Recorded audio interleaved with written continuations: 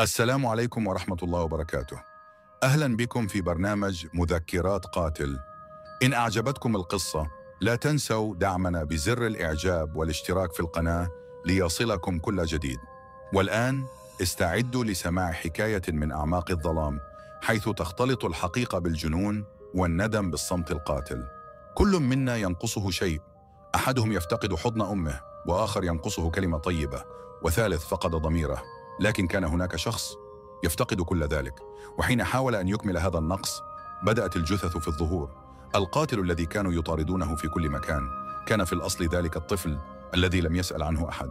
لكن حين تعرف حكايته ستسأل نفسك سؤالا واحدا: هل هو القاتل أم الضحية؟ الساعة 12:17 بعد منتصف الليل. الشارع خال والمطر يضرب الأرض كما لو كان يوقظ الذكريات، وتلك المرأة كانت تسير وحيدة، لا تسمع إلا صوت كعب حذائها. كانت ترتدي معطفا من الجلد وتلتفت خلفها كل بضع خطوات، كما لو كانت تشعر أن أحدا ما يراقبها. لكن الحقيقة كان هناك بالفعل من يراقبها. من فوق خلف نافذة في مبنى قديم كانت هناك عيون تتابعها من خلف ستارة سوداء. هي: لماذا أشعر في كل مرة أمر من هنا أن هناك من يراقبني؟ مرت أمام محل مغلق فرأت انعكاس وجهها في الزجاج، لكن وجهها لم يكن الوحيد في الصورة. كان هناك وجه آخر خلفها، عيناه غير طبيعيتين تنظران إلى مكان لا وجود له.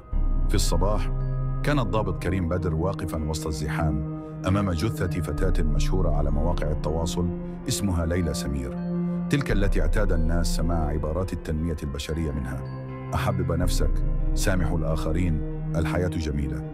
لكن وهي ممددة على الأرض كان هناك شيء ناقص. كريم: هل نحن متأكدون أنها جريمة قتل؟ لا يوجد كسر، لا دماء، لكن عينها اليسرى مفقودة.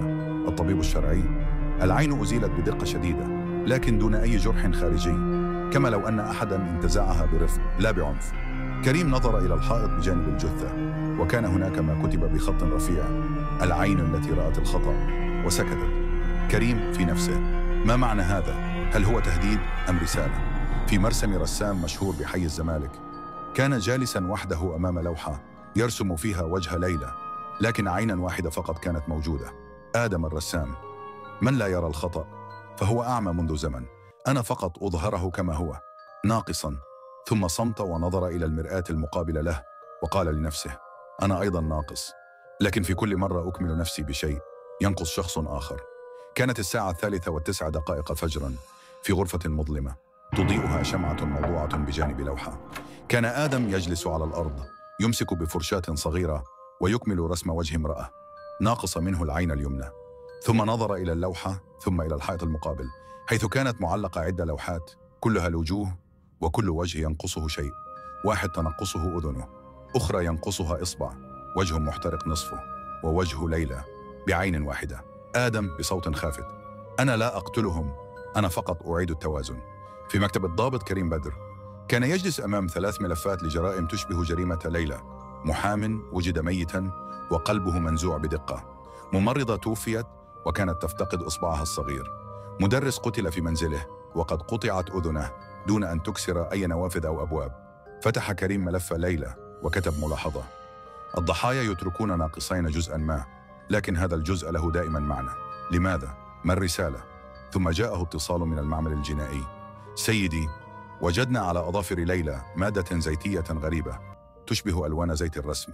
كريم: هل يعني ذلك أن القاتل رسام؟ أو على الأقل يتعامل مع الرسم بشكل مباشر؟ الفرشاة، الزيت، كل شيء نظيف لكن واضح. بدأ كريم يفكر: هل هناك لوحة وراء كل جريمة؟ أم أن الجريمة ذاتها هي اللوحة؟ نعود إلى آدم وهو يغسل فرشته في الماء. تذكر الماضي. صوت امرأة تصرخ: اغسل وجهك وأطفئ النور، لا أحد يريد رؤيتك. طفل واقف في دار أيتام أمام مرآة مكسورة ينظر إلى نفسه، يحاول أن يفهم لماذا عينه اليسرى أفتح من اليمنى. كانوا دائما يقولون عنه: غريب، غير طبيعي، وجهه مخيف. صوته في الحاضر: هؤلاء الذين قالوا لي لا أحد يريد رؤيتك هم الآن يتساءلون لماذا لم يرى أحد ما حدث. اقترب من لوحة ليلى وكتب تحتها بخط صغير: من رأى وسكت سيرى في النهاية. الساعة 11:15 صباحا. الضابط كريم بدر يقف أمام باب قديم لونه باهت تعلوه لافتة صدئة. دار النور للأيتام تأسست عام 1983. أوراق الشجر الجافة تتطاير والصمت يشعرك بقلق غامض. دخل كريم وسأل موظفة الاستقبال: أنا من المباحث، لدي استفسار عن طفل قديم كان هنا، اسمه آدم، عاش في الدار من عام 2003 إلى عام 2011 تقريبا. نظرت له المرأة بدهشة. آدم؟ يا إلهي، هل عاد؟ كريم: ماذا تعنين بم عاد؟ وكيف غادر أساسا؟ شحب وجه المرأة وقالت: آدم كان طفلا مختلفا، عينه اليسرى كانت تشبه الزجاج، لا تتحرك لكنها تشعر وكأنها ترى كل شيء.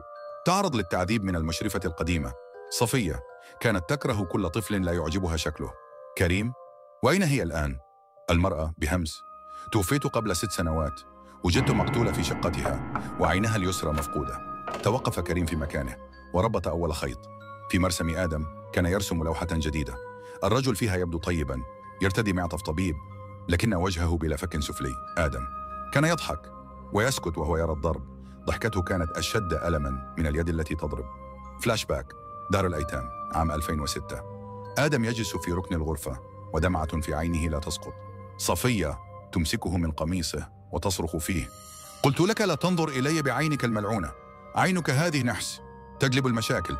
بجوارها كان يقف طبيب نفسي يزور الدار، اسمه حسين الطيب، ينظر ويضحك ضحكة خفيفة ويقول: إنه طفل حساس بعض الشيء، يحتاج قليلا من الشدة، الزمن لا يرحم سيدتي. نظر إليه آدم وسكت. العودة إلى الحاضر. آدم يرسم الدكتور حسين من الذاكرة ويكتب تحت اللوحة: من ضحك حين كنا نبكي يجب أن يسكت ضحكه إلى الأبد. في مكتب كريم كان يقلب في ملف قضية صفية التي قتلت عام 2018، ويكتشف أن تقرير الطب الشرعي وصف الجرح في عينها بنفس الطريقة: دقيق، نظيف، بلا آثار عنف. كريم لنفسه: إذن القاتل بدأ منذ سنوات، لكن لماذا يترك أثرا فنيا؟ كيف تسلل الفن إلى هذه الجرائم؟ فتح حاسوبه وبدأ يبحث عن معارض فنية شارك فيها فنانون شباب.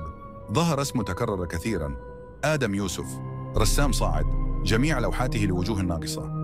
الساعة 7:80 مساء، قاعة فنية صغيرة وسط المدينة، الناس تدخل لتشاهد لوحات لفنان شاب. عنوان المعرض: الناقص فينا. دخل كريم بهدوء، تتنقل عيناه بين الوجوه، ليس لأنه يحب الفن، بل لأن القاتل قد يكون بينهم. اللوحات، كل لوحة لوجه بشري، لكن هناك دوما جزء مفقود: عين واحدة، وجه بلا فم، وجه مقسوم نصفين، امرأة ترتدي زي ممرضة ينقصها الإصبع الصغير. وقف كريم أمام هذه اللوحة، فتح هاتفه، قارنها بصورة الضحية الثانية، نفس الإصبع المقطوع، نفس الظلال، نفس التكوين. بدأ قلبه يخفق بسرعة. القاتل هو الرسام، أول ظهور لآدم دون أن يتعرف عليه أحد. شاب يرتدي معطفا طويلا يقف في الزاوية ينظر إلى الناس وهم يتأملون لوحاته. كان هادئا للغاية، لكن في عينيه شيء ثقيل، كأنها ترى كل شيء.